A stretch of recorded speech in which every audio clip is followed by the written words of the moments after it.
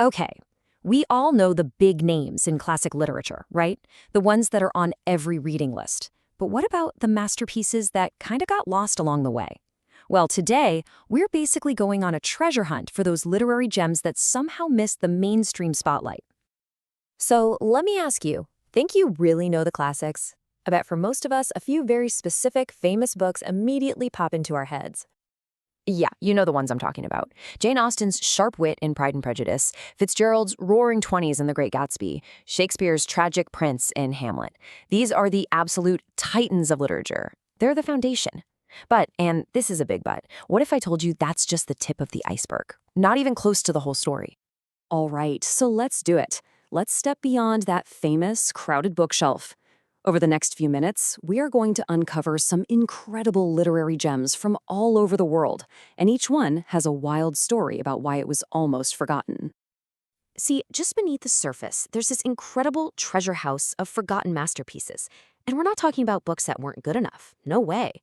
These are brilliant, deeply moving works that got lost not because of their quality, but because they were just overshadowed by history or circumstance.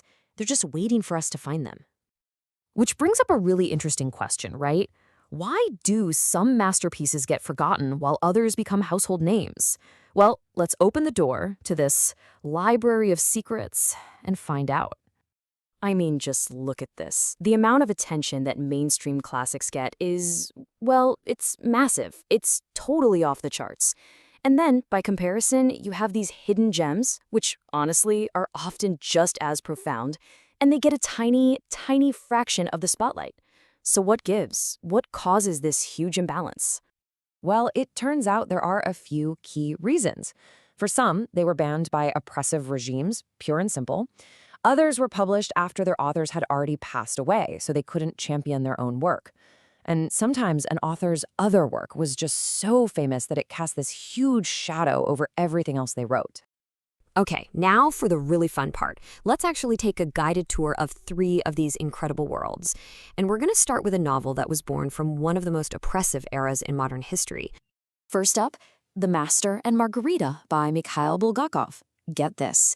This book was written in secret during the absolute height of Stalin-era Soviet Russia. I mean, the audacity it took to write this thing is just breathtaking. And this quote you're seeing, it just perfectly captures the vibe. It's magical, surreal, political, spiritual, all at once. It's a story where the devil and his whole crew, including a talking cat, by the way, show up in Moscow. It's this incredible mix of satire, fantasy, and a totally fearless critique of power. So you can see this direct link here between the book's history and its power, right? The very reason it was banned for decades is exactly why it stayed a hidden gem for so long. But why should you read it now? For its unforgettable, dark humor and its mind-bending ideas about freedom and what's right and wrong. It really sticks with you. All right, let's move on to our next gem. This one is Wide Sargasso Sea by Jean Rhys. And this one is so fascinating because it's a powerful prequel that completely flips the script on one of the most famous novels ever written.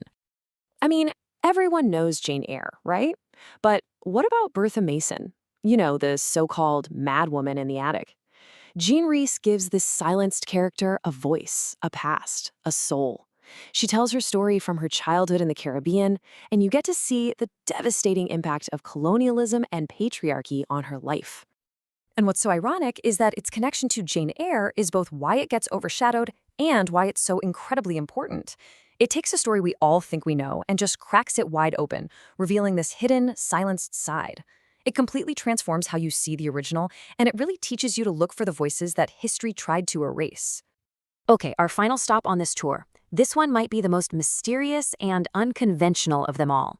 It's The Book of Disquiet by the Portuguese poet Fernando Pessoa. And honestly, calling it a novel doesn't really do it justice. You see, this book is basically a collection of fragments of thoughts and diary-like entries that were found in a trunk after Pessoa died. And he wrote it under what he called a heteronym, a whole fictional identity named Bernardo Soares. So when you read it, it feels like you've stumbled upon someone's most private, intimate inner world. It's incredible. And that unconventional form is exactly what makes it such a hidden gem. There's no traditional plot. Instead, it just dives deep, head first, into those universal human experiences: loneliness, identity, the quiet search for meaning in everyday life.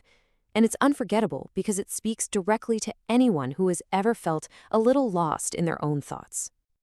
So, okay, we've just toured three incredible, lesser-known worlds. But beyond just the thrill of discovering something new, why does reading these books actually matter?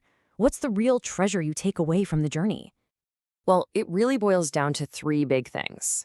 First, you seriously expand your understanding of the world. You get to discover cultures and feelings you just won't find in the mainstream bestsellers. Second, you become a more original thinker because you're engaging with these powerful ideas that have been shaping literature from the shadows. And finally, you just get to discover unique, powerful stories that will stick with you for a long, long time. You know, what these books really prove is that some of the greatest stories aren't the ones that shout the loudest.